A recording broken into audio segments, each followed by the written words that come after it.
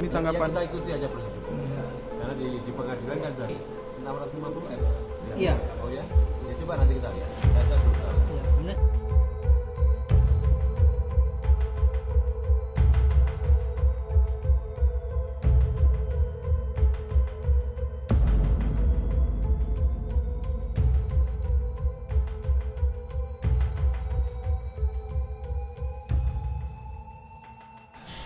Kemudian reformasi terjadi, Anda tahu semua, mengikuti semua ya. Kemudian ada KPK, di samping KPK kemudian banyak yang sudah mulai ditata. Walaupun sampai hari ini penataannya juga belum selesai, jadi perlu dilanjutkan terus. Ada ombudsman, kalau nggak salah di Aceh juga ada ombudsman. Kemudian mulai ada yang namanya pemilihan, juga ada komisinya sendiri yang menyelenggarakan KPU ya kan, tidak diselenggarakan pemerintah. Dulu kan ada waktu sebelum Orde Baru runtuh, kalau pemilihan umum kan udah tahu siapa yang menang ya. Belum dilaksanakan pemilu aja udah tahu siapa yang menang ya kan. Nah, kalau sekarang boleh dikatakan kan yaitu suara rakyat yang kita jaring di dalam pemilu. Jadi mulai ditata walaupun belum sempurna betul. Nah, kemudian kalau kita lihat dari ini, kalau kita tadi yang paling rendah di ASEAN ya.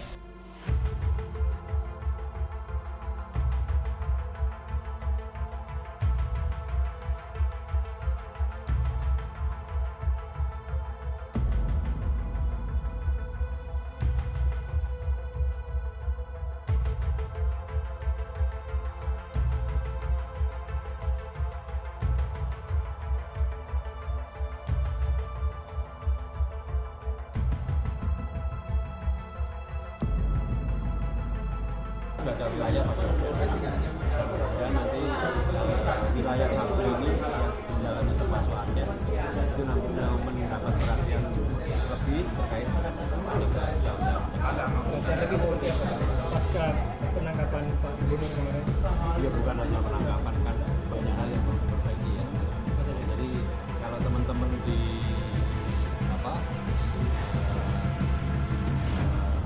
perwakilan ini, pertama yang pengen didorong adalah pengeterapan e-planning dan budgeting. Kemudian juga pengawas internalnya diperkuat, karena sebetulnya pengawas internal itu yang membantu pimpinan daerah untuk melakukan perbaikan-perbaikan. Kemudian kita juga mendorong di banyak tempat itu hasilnya juga bukan main. Contohnya kalau kita lihat di Makassar itu ternyata stadion Mato Angin itu ternyata tadinya juga dikuasai oleh yang bukan pemerintah gitu kan. Nah, dengan dikuasai pemerintah kan artinya asetnya juga balik. Aset yang balik itu nanti dalam ke depan kan bisa dimanfaatkan juga untuk meningkatkan pendapatan asli daerah ya. Tapi kalau nanti kerjasama dengan swasta juga harus lebih transparan ya, supaya kemudian manfaatnya sebesar-besarnya betul-betul untuk daerah. Jadi banyak agenda dari pencegahan ini yang tujuannya sebetulnya lebih memberdayakan baik aparat pemerintah di daerah maupun masyarakat daerah. Pak Agus, hingga saat ini Pak Irwandi Yusuf kayaknya belum merasa bersalah dalam kasus rasuah Otsus. Itu terbukti kalau beliau kemarin melakukan banding, bahkan ini akan melakukan kasasi. Ini tanggapan. Ya, kita ikuti aja proses hukum. Karena di pengadilan kan sudah ada alat bukti yang disampaikan. Pengadilan sudah memutuskan kalau beliau belum puas ya hukum memang memberikan fasilitas itu baik melakukan banding maupun melakukan kasasi. KPK akan menunggu ya. Oke Pak, dalam kasus Pak Irwandi sendiri, apakah KPK nggak melihat ada aktor lain di dalamnya Pak? Teman-teman pasti selalu melakukan pengembangan, tapi pengembangan itu juga pasti terkait dengan alat bukti yang ada ya.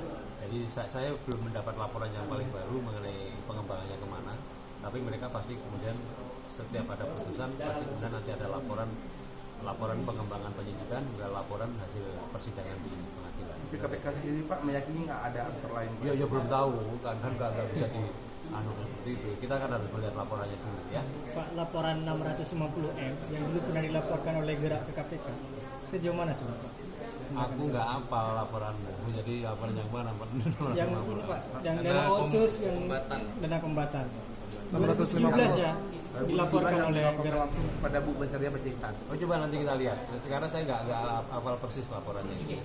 650M. Iya. Oh ya? Ya coba nanti kita lihat.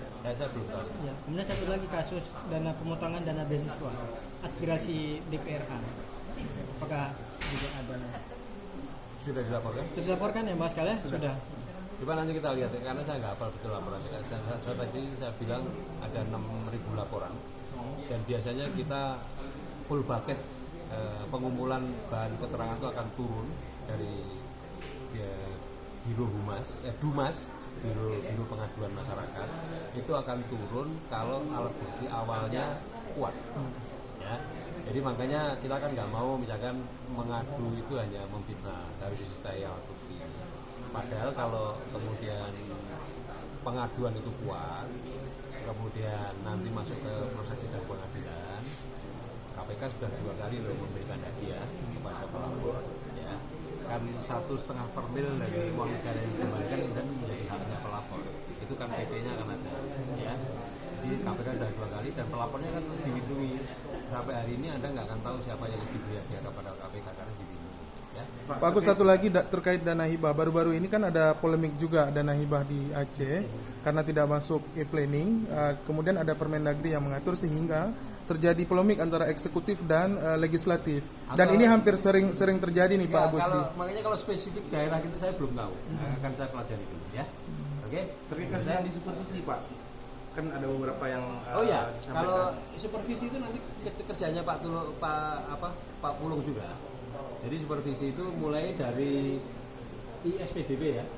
Jadi elektronik SPDP surat perintah dimulainya penyidikan. Jadi aparat penegak hukum itu baik Polres, Polda maupun Kajari maupun Kajati itu diberi aplikasi untuk melapor kalau mereka mulai mentersangkakan kasus korupsi, mereka mengirimkan ke kita SPDP-nya secara elektronik. Nah, Pak Plum nanti yang mengontrol, memonitor. Ya, Pak, untuk kasus Aceh sendiri Pak, ada yang sudah dilakukan sejauh ini selain kasus PDKS yang belum tahu saya, terus terang belum tahu. Nanti tanya Pak Plum. Saya terus terang belum tahu. Ya, oke, saya ya. Ya, Terima kasih. terima kasih Pak. Yuk.